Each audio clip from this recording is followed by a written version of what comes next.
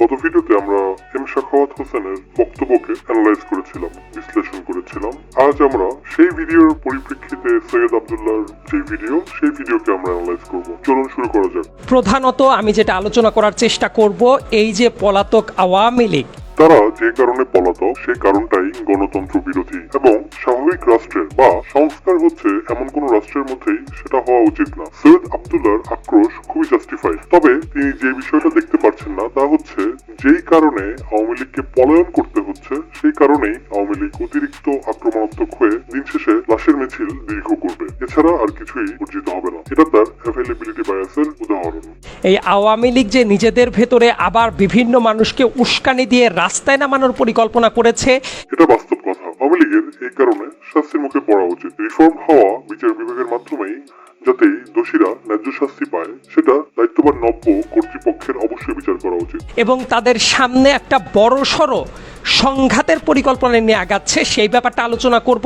সৈয়দ আব্দুল্লাহ যেহেতু একজন সাধারণ নাগরিক, তিনি আইন শৃঙ্খলা বাহিনীর গুরুত্বপূর্ণ পজিশনে বসে নেই যে সেই পজিশন থেকে তিনি কোনো গোপন তথ্যের নির্ভরযোগ্য সন্ধান পাবেন। গোপন তথ্য মানুষকে জানাতে একটি লেজিটিমাইজড পজিশনে তিনি বিলং করেন না। দেশের বিরুদ্ধে যখন কেউ নাশকতার পরিকল্পনা করে, সেটা সরকারের পক্ষ থেকে জনসাধারণকে অবহিত করার মাধ্যমে সেই তথ্য লেজিটিমেসি প্রাপ্ত হয়। সৈয়দ আব্দুল্লাহ একজন পাবলিক ফিগার হয়ে যদি নিজ দায়িত্বে এই ধরনের কথা বলেন এবং তার উপর ভিত্তি করে সাধারণ মানুষ অন্য কোনো মানুষের বা কোনো নির্দিষ্ট দল বা গোত্রের মানুষের বিরুদ্ধে কোনো ধরনের আইন বহির্ভূত কিছু করতে চেষ্টা করলে বা জীবননাশ করলে, সে দায় সৈয়দ আব্দুল্লাহ বা সেই পাবলিক স্পিকার যাকে মানুষ সরলতার বশবর্তী হয়ে নির্ভরযোগ্য তথ্যের সূত্র মনে করেন, তাদের ঘাড়েই বর্তাবে। আরেকটু ভালো করে লক্ষ্য করলে দেখা যায় সৈয়দ আব্দুল্লাহ যেই সৎ উদ্দেশ্যে উস্কানিদাতাদের উদ্দেশ্যে কথা বললেন, একইভাবে তিনিও উস্কানিদাতায় রূপান্তরিত হলেন। এবং আপনারা জানেন যে এখন থেকে 2 ঘন্টা আগে ব্রিগেডিয়ার সাখাওয়াত হোসেন, মানে যিনি স্বরাষ্ট্র মন্ত্রণালয়ের দায়িত্বপ্রাপ্ত উপদেষ্টা, তার একটা বিতর্কিত মন্তব্য মানে খুবই বাজে রকমভাবে ব্যাকফায়ার করেছে। এবং এই ব্যাপারে অনেকেই মন্তব্যটা জানতে চাচ্ছেন এবং সেটা অত্যন্ত জরুরি। এম সাখাওয়াত হোসেনের বিতর্কিত মন্তব্য অনেকেই আবার খুব সুন্দরভাবেও গ্রহণ করেছেন, যেটা সৈয়দ আব্দুল্লাহ উল্লেখ করেননি বা তিনি মনে করেন না, যেটা অ্যাঙ্করিং বায়াসের একটা উদাহরণ। তিনি তার মতবাদের সাথে মিল রাখা তথ্যকে সবার সামনে প্রেজেন্ট করার মাধ্যমে নিজের অ্যাঙ্করিং বায়াসের প্রমাণ রাখলেন। সো আওয়ামী লীগ, যারা পলাতক আওয়ামী লীগ আছে, তারা কিভাবে পরিকল্পনা করছে, কাদেরকে উস্কে দিয়ে সেই জায়গা থেকে ফায়দা নেওয়ার চেষ্টা করছে, এবং সাখাওয়াত হোসেনের বক্তব্য নিয়ে আমি এই লাইভ সেশনটা কন্টিনিউ করব। এটা বলা এই মুহূর্তে অনেকটাই সহজ যে আওয়ামী লীগের নেতারা এসব করছেন এবং এটাকে বিচার ব্যবস্থার মাধ্যমে শাস্তির আওতায় অবশ্যই আনা দরকার। একজন মানুষ অন্য সাধারণ মানুষকে উস্কে দেওয়ার যে প্রবণতা ধারণ করে, সেটা হোক আওয়ামী লীগের বা পাবলিক স্পিকারদের বা ভিন্ন রাজনৈতিক মতাদর্শের মানুষদের, সবারই তা বর্জন করা উচিত। যারা এই যে একদমই পলিটিক্যাল লোকজন আছেন, মানে পলিটিক্স খুব একটা ভালো বুঝেন না কিন্তু আন্দোলনের টাইমে অ্যাক্টিভ ছিলেন, অনলাইনে অনেক কথাবার্তা বলেন, এমন লোকদের বোধ হয় যে আমার এই আলোচনাটা না শোনাই ভালো। তিনি ক্লিয়ারলি এটা বলতে চাচ্ছেন যে পলিটিক্যালি যারা উদাস, তারা পলিটিক্যাল মেসেজ দেওয়া সৈয়দ আব্দুল্লাহর ভিডিওতে স্বাগত নয়। এটা একটা বড় biased approach to deal with people of different opinion. তার কারণ হলো আমি এর আগেও লক্ষ্য করে দেখেছি, বড় বড় যেসব সংকট, সেই সংকটগুলোর ইঙ্গিত পাইলে তারা যেটা বলার চেষ্টা করে যে আপনি এত ভয় দেখান কেন, আপনি গুজব ছড়াচ্ছেন কেন। তারা একটা জিনিস বুঝে না যে সরকার গঠন করার এতগুলো দিন পরেও আমরা অনেক জায়গায় অনেক কিছু স্ট্যাবল করতে পারি নাই। সেই অ্যাপলিটিক্যাল মানুষটা যদি আপনার কথাকে আশঙ্কা বা ভয়ভীতি দেখানোর মতো মনে করে এবং সেই অনুসারে তারা আপনাকে তাদের ওপিনিয়ন দেয়, আপনার উচিত হবে সেই ওপিনিয়নকে সম্মান করা, এবং যদি আপনার তাদেরকে সঠিক জিনিস বোঝানোর আসল উদ্দেশ্য থেকে থাকে, আপনার উচিত হবে আপনার কথাগুলোকে আরো ক্লিয়ারলি ব্যাখ্যা করা। আপনি বলছেন তারা বুঝে না সরকার গঠনের এতদিন পরেও আমরা অনেক জায়গায় স্টেবিলিটি আনতে পারিনি, কিন্তু একই সাথে আপনিও বুঝতে ব্যর্থ হচ্ছেন। সেই অ্যাপলিটিক্যাল মানুষদের ধৈর্যহীনতাই এই পুরো আন্দোলনের সফলতার দিকে ড্রাইভ করেছিল। থানাকে মাত্র রেস্টোর করা হচ্ছে। থানায় পুলিশের আগমনই থানা রেজিস্টার করা বোঝায় না। পুলিশ এখন কোনো আসামি ধরতে গেলে আসামি যদি সংঘবদ্ধ হয়ে তাকে আক্রমণ করে, পুলিশ আগের মতো তাদেরকে ডিল করতে পারবে না, বরং পাবলিকলি জাজড হওয়া থেকে বাঁচতে তারা রক্ষণশীল ভূমিকা পালন করবে, যা তাদের অস্তিত্বের প্রয়োজনীয়তাকে প্রশ্নের সম্মুখীন করবে। পুলিশের সাইকোলজিক্যাল রেস্টোরেশন অনেক সময় নেবে। সবাই চাইলেও এটা স্বাভাবিকভাবেই সময় সাপেক্ষ বিষয়। এটা অবশ্যই ভয়ের ব্যাপার, যেটা ছোট মানুষদের জেনারেশনকে বুঝিয়ে বলা আপনার মতো পাবলিকলি ফোকাল মানুষদের নাগরিক কর্তব্যের মধ্যেই পড়ে। আর্মির গুরুত্বপূর্ণ কয়েকটা পদের ভেতরে আজকে 3টা পদ আজকের দিনে এসে চেঞ্জ করানো গেল। আপনি কিভাবে শিওর হলেন যে মানুষগুলোকে নতুন করে ঠিক করা হয়েছে তারাই যথার্থ মানুষ। আপনার কাছে এই মানুষদের চরিত্র বা ব্যক্তিত্ব প্রমাণের কোন সার্টিফিকেট বিদ্যমান যার পরিপ্রেক্ষিতে আপনি নির্দ্বিধায় এই কথা বলতে পারেন, সেটা আমার জানার ইচ্ছা রয়েই গেল। আমরা সর্বোচ্চ ভালো আশা করতে পারি, তবে অগ্রিম ভাবে নিশ্চিত হয়ে কিছু বলা বোকামি ছাড়া কিছুই না। ইতোপূর্বে আপনারা জানেন যে আমাদের অ্যাপিলেট ডিভিশনে মানে সুপ্রিম কোর্টে কি ঘটনাটা ঘটাচ্ছিল ওই পতিত স্বৈরাচারের দোসররা। আপনারা জানেন ব্যাংকিং সিস্টেমে কিছুটা গন্ডগোল তারা করার চেষ্টা করছে। একই সাথে আর্মিদের ভেতর থেকে শুরু করে বিভিন্ন মহলে, কূটনৈতিক মহলে তারা কিন্তু তাদের কাজটা চালিয়েই যাচ্ছে। সো এত সব অপপ্রচার, এত সব ষড়যন্ত্র মোকাবেলা করতে যে মুহূর্তে আমরা প্রত্যেকটা জায়গায় আপডেটেড রাখছি আপনাদেরকে, আবারও একান্তই প্রমাণ ছাড়া একজন পাবলিক স্পিকার হিসেবে এই ধরনের কথা যে খারাপ পরিণাম বয়ে আনতে পারে সেই ব্যাপারে সৈয়দ আব্দুল্লাহ আন্তরিকভাবেই উদাস। একটা পাজল মেলাতে গেলে শুধুমাত্র এক স্থানে পাজলের একটা অংশ বসে গেলেই সেটা ঠিক, এই ব্যাপারে অন্ধভাবে বিশ্বাস করা বোকামি। তবে হতে পারে সেটা ঠিক, হতে পারে সেটা বেঠিক। শিক্ষিত মানুষ বা সচেতন মানুষ হিসেবে ততটুকু বেনিফিট অফ ডাউট দিতেই হবে, নতুবা আপনি একজন ষড়যন্ত্র তত্ত্বের অনুসারী বা কগনিটিভ বায়াসের বায়াস মানুষ হিসেবে প্রমাণিত হবেন। ওই মুহূর্তে কিছু জেনজিদের ভেতরে কিছু পিচ্চি বাচ্চা ছেলে মেয়ে আছে, তারা আবার অনলাইনে এটা নিয়ে ট্রল করে যে আপনি ভয় দেখান কেন, এটা তো মিলল না। মানে আবহাওয়ার পূর্বাভাস দেখানোটা তাদের কাছে ফানের ব্যাপার হয়ে যায়। ওই যে পলিটিক্যাল নলেজ নাই কিন্তু তারা ট্রল করার ওস্তাদ। সো এই জাতীয় কেউ যদি থাকেন তারা আমার লাইভ শোনার দরকার নাই। মানে you better enjoy your fun and troll pages. Political knowledge নেই, তারা ট্রল করার উস্তাদ। এই গোত্রের মানুষগুলোই কিন্তু আন্দোলনে সবচেয়ে প্রত্যক্ষ এবং পরোক্ষভাবে গুরুত্বপূর্ণ ভূমিকা পালন করেছে। তাদের যেই স্কিল সেটের কারণে তারা সফল, আপনি এখন আপনার বিরুদ্ধে যাওয়ার কারণে সেই গোটের মানুষকে ছোট করছেন এবং সামনে থেকে চলে যাওয়ার উপদেশ দিচ্ছেন। তবে এটা সত্য যে বয়সে অনভিজ্ঞ মানুষদের আবহাওয়ার পূর্বাভাসকে তুচ্ছ তাচ্ছিল্য করার প্রবণতা আছে, কিন্তু তাদের সেই আবহাওয়ার পূর্বাভাসকে কেন তুচ্ছ তাচ্ছিল্য করা উচিত না সেই ব্যাপারে জ্ঞান লাভের অধিকারও আছে। শুধুমাত্র তাদের পলিটিক্যাল জ্ঞান নেই দেখে তাদেরকে চলে যেতে বলাটা অনেকটাই শেখ হাসিনা সুলভ বক্তব্য। শেখ হাসিনা যেভাবে বলেছেন ওরা তো রাজাকারের বাচ্চা, ওরা আমার দেওয়া সুযোগ সুবিধা কেন নেবে, এটা যেন একইভাবে আপনি বললেন ওদের রাজনীতি না বুঝে ট্রল করে, ওদেরকে আমি আমার কথা কেন শোনাবো। শেখ হাসিনার যেমন উচিত ছিল সেই ছাত্রছাত্রীদের সাথে আরো সহনশীল ভাবে কথা বলার, সমস্যা বোঝার, তাদের অপারগতা বোঝার, তাদের সলিউশন দেওয়ার। সৈয়দ আব্দুল্লাহর একইভাবে পলিটিক্স না বোঝা বা পলিটিক্স সম্পর্কে অল্প বুঝে ট্রল করা জেনারেশনকে পলিটিক্যালি শিক্ষিত করে তোলা উচিত তার পাবলিক প্ল্যাটফর্মের মাধ্যমে। ঘোরতর আপত্তি এই জায়গাতে আছে। উনি বলছে আওয়ামী লীগকে নিষিদ্ধ করা হয় নাই, আপনারা দল পুনর্গঠন করেন, ইলেকশনের দিকে আসেন। দল পুনর্গঠন করেন মানে কি ব্রিগেডিয়ার জেনারেল সাখাওয়াত হোসেন সাহেব? তিনি খুব ড্রামাটিক সুরে জিজ্ঞেস করলেন দল পুনর্গঠন করা মানে কি সাখাওয়াত সাহেব? দল পুনর্গঠন করা মানে আপনারা যেহেতু এই দেশের নাগরিক এবং সেই দেশের নাগরিক অধিকার এবং রাজনৈতিক অধিকার ফলাতে বলা, কথার মানে আবার এই না যে আপনারা দল গোছান এবং তারপরে আপনারা বিচার বিবেচনার ঊর্ধ্বে চলে যাবেন। দল গোছানো এবং তাদের বিচার হওয়া দুইটা জিনিসের একই সাথে এক্সিস্ট করা সম্ভব। সৈয়দ আব্দুল্লাহ অত্যন্ত উগ্রভাবে আওয়ামী লীগ যারা করেন তাদের সমস্ত অধিকার কেড়ে নিতে চান সুলভ আভাস দিয়েছেন। অনেকটা এটাই প্রমাণ করতে যে আওয়ামী লীগ জনতার অপরাধে অপরাধী, তাদেরকে জনগণের আদালত থেকে ফাঁসির সিদ্ধান্ত দেওয়া হয়েছে, তাদেরকে যেন ফাঁসি ছাড়া অন্য কিছুর অফার করা না হয়। আওয়ামী লীগ কোনো রাজনৈতিক দল না, আওয়ামী লীগ হলো গণশত্রু। একটা গণশত্রুকে আপনি পুনর্গঠন করতে বলেন?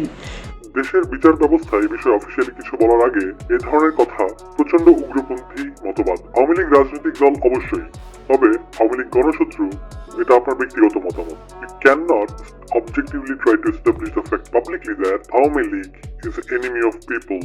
এর মাধ্যমে আপনি বাংলাদেশে অবস্থিত যে লক্ষ লক্ষ আওয়ামী লীগ সমর্থক আছে সবাইকে শত্রু আখ্যা দিচ্ছেন। অনেকটাই আপনি সাধারণ মানুষকে আওয়ামী লীগকে শত্রু চোখে দেখে শত্রুর সাথে যেভাবে আচরণ করা হয় তাদের সাথেও সেভাবে আচরণ করতে উৎসাহিত করছেন। ব্যাপারটার ফলশ্রুতিতে ভবিষ্যতের কোন হত্যাকাণ্ডের দায় আপনার উপরেও বর্তাবে। পৃথিবীর ইতিহাসে নিকৃষ্টতম স্বৈরাচারের একটা ছিল আওয়ামী লীগ। এটা উগ্রপন্থী বক্তব্য এবং অনেকটা আক্রোশে অন্ধ ব্যক্তির আলাপের মতোই। জার্মানির ফুটবল টিমের উদাহরণটা টেনে ব্যাপারটাকে আরেকটু ক্লিয়ার করে বলার চেষ্টা করি। সৈয়দ আব্দুল্লাহর বক্তব্য অনেকটা নিকটতম অতীতে জার্মান টিমে করা অমানসিক আচরণ যেন তাদের অতীতে অর্জিত বিশ্বকাপগুলোকে ইনভ্যালিড করে দেয় এবং সেই দলের সম্পূর্ণ ইতিহাস মুছে নিকটতম অতীতের উদাহরণ দিয়ে রিপ্লেস করে দেওয়া হয়। তার বক্তব্য শুনে মনে হয় তিনি অনেকটা এরকম কিছু আশা করেন। সাইকোলজির ভাষায় এভাবে বিচার করার টেন্ডেন্সিকে কনফার্মেশন ও অ্যাভেলেবিলিটি বায়াসের উদাহরণ হিসেবে ব্যাখ্যা করা যায়। বিগত 16 বছরে তারা শুধু দুঃশাসনই চালায়নি, দেশের প্রত্যেকটা ইনস্টিটিউশনকে নিজেদের মতো করে করায়ত্ত করে নিয়েছে। প্রত্যেকটা বিভাগ তাদের অধীনে নিয়ে যাওয়া প্রায় বাস্তবসম্মত তথ্য, তিনি তা যথাযথভাবেই বলেছেন। বিচার বিভাগ, আইন বিভাগ, রাষ্ট্রের প্রত্যেকটা ইনস্টিটিউশন, দুর্নীতি দমন কমিশন, মানবাধিকার কমিশন থেকে শুরু করে প্রত্যেকটা জায়গা দখল করে নিয়েছে। এটিও আরেকটি বাস্তবসম্মত তথ্য, যার প্রমাণ আমরা দেখেছি, শুনেছি এবং জেনেছি। আর কোন আওয়ামী লীগকে আপনি পুনর্গঠন করার কথা বলেন?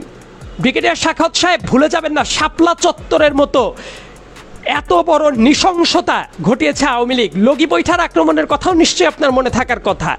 তারপরে এই আওয়ামী লীগ হলো সেই আওয়ামী লীগ যারা বিজিবির ওই যে পিলখানা বিডিআর বিদ্রোহের টাইমে আমাদের দেশপ্রেমিক সেনাবাহিনীদের ধ্বংস করার পায়তারা চালিয়েছে এই আওয়ামী লীগ।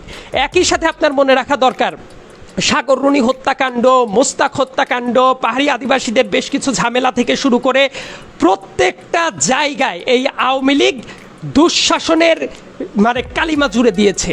সাখাওয়াত হোসেন সাহেব এটা ভালো করেই জানেন যে শাপলা চত্বরের নৃশংসতা, লগি বৈঠার আন্দোলন, পিলখানার হত্যাকাণ্ড ইত্যাদির পিছনে যদিও আওয়ামী লীগের নির্দিষ্ট কিছু রাজনৈতিক নেতৃবৃন্দ বা গুটি কয়েক শীর্ষস্থানীয় নেতা দায়ী হবার সমূহ সম্ভাবনা বিদ্যমান, কিন্তু তাই বলে রাজনৈতিক দলটির আগা থেকে গোড়া পর্যন্ত প্রত্যেককে সেই সাজা দেওয়া নিতান্তই স্বৈরাচারী মনোভাব এবং গৃহযুদ্ধের প্রস্তুতি নেওয়ার জন্য পদক্ষেপ ব্যতীত কিছুই নয়। আওয়ামী লীগ দুঃশাসন করেছে তাতে কোনো সন্দেহ নেই, কিন্তু সেই দুঃশাসনের শাস্তি সৈয়দ আব্দুল্লাহর মতো যারা নির্বিচারে সবার মধ্যে বন্টন করতে চান, তারাও যে একইভাবে স্বৈরাচারী দুঃশাসনের মনোভাবের ব্যক্তি সেটা তারা দেখতে পারেন না। এই মনোভাবের একটা উৎকৃষ্ট এবং একই সাথে সর্বনিকৃষ্ট উদাহরণ হচ্ছে আমেরিকা, যারা সৌদি আরবের একজনের টেরোরিস্টিক কার্যকলাপের শাস্তি হিসেবে ইরাকের বিয়ের অনুষ্ঠানে সমাগম করা একদল মানুষের উপর বোমা নিক্ষেপের মাধ্যমে প্রদান করে থাকে। একই সাথে এই যে গণ আন্দোলন যখন হলো, গণ অভ্যুত্থান যখন হয়ে গেল, আপনারা অফিসিয়াল হিসেবে 1000 এখনো মেলাতে পারছেন না, কিন্তু প্রকৃত হিসাব 1000-এরও বহু বেশি সেটা আন্দোলনকালীন সময়েই ছিল।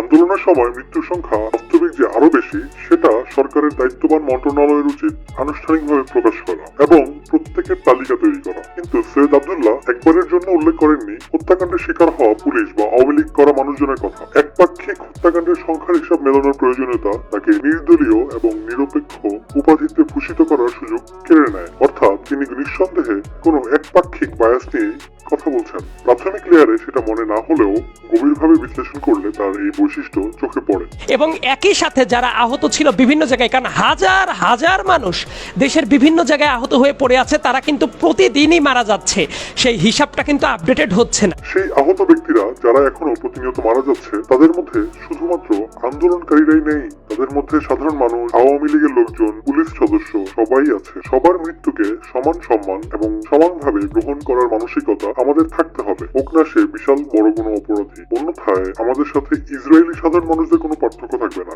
সো আওয়ামী লীগ সরকার একটা গণহত্যা চালিয়েছে। এই গণহত্যা চালানো একটা জনগণের দুশ্মন, একটা গণশত্রু দলকে আপনি পুনর্গঠন করতে বলেন কোনো বিচার বিবেচনা ছাড়া। সৈয়দ আব্দুল্লাহ খুব সুন্দর করে বিচার বিবেচনার প্রয়োজনীয়তার কথা বলেছেন, তবে তার বিচার বিবেচনার কথাটা একপাক্ষিক। পুরো আওয়ামী লীগের সাথে জড়িত সবাই খুন করেছে, যার কারণে নিজেদেরকে পুনর্গঠন করা থেকে তারা বঞ্চিত হবার দাবি রাখে। তার এই সিদ্ধান্তের যৌক্তিকতা বিবেচনা করার কোনো প্রয়োজনীয়তা তিনি উপলব্ধি করেননি। বরং আপনি তো স্বরাষ্ট্র মন্ত্রণালয়ের দায়িত্ব পালন করছেন, আপনার দায়িত্ব হলো আওয়ামী লীগের শেখ হাসিনা থেকে শুরু করে ওবায়দুল কাদের থেকে শুরু করে তার ছেলে জয় থেকে শুরু করে প্রত্যেকটা দোষরকে বিচারের আওতায় নিয়ে আসা, ইমিডিয়েটলি মামলা করা।